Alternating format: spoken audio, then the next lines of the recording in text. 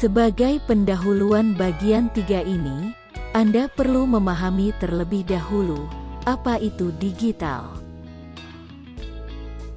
Dalam bahasa yang sederhana, digital dapat dikatakan sebagai cara menyatakan level tegangan 0 volt dan 5 volt ke dalam bentuk bilangan biner 0 dan 1. Di pemrograman Arduino, kita mengatakan 0 sebagai low dan mengatakan 1 sebagai high.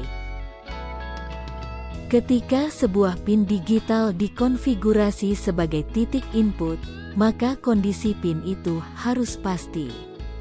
Inputnya 0 ataukah 1. Marilah kita pahami kepastian 0 atau 1 ini melalui ilustrasi sebuah rangkaian sederhana. Sebelum tombol ditekan, input pada pin 6 adalah high.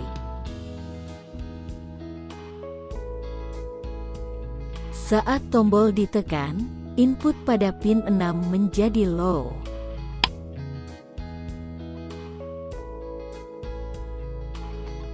Input pada pin 6 kembali menjadi high jika tekanan pada tombol dilepaskan.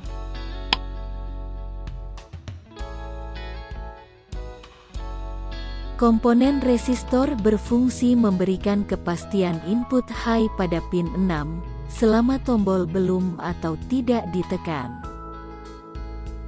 Fungsi resistor semacam itu disebut sebagai resistor pull-up. Di dalam board Arduino Uno sudah dilengkapi dengan resistor pull-up. Kita hanya perlu mencantumkan pull-up saja ketika mengkonfigurasi sebuah pin sebagai titik input. Pada contoh ini, pin 6 dikonfigurasi sebagai titik input dan menggunakan resistor pull-up internal. Pada rangkaian yang diperlihatkan, pin 6 dihubungkan ke sebuah tombol tekan. Penekanan tombol menjadi input bagi pin 6. Selanjutnya, kita dapat menetapkan apa output yang akan terjadi bila tombol ditekan. Kita dapat memanfaatkan fungsi percabangan if dan else untuk merespon sebuah input. Pernyataan if dipakai untuk memeriksa suatu kondisi. Jika kondisinya benar, maka sebuah blok kode akan dieksekusi.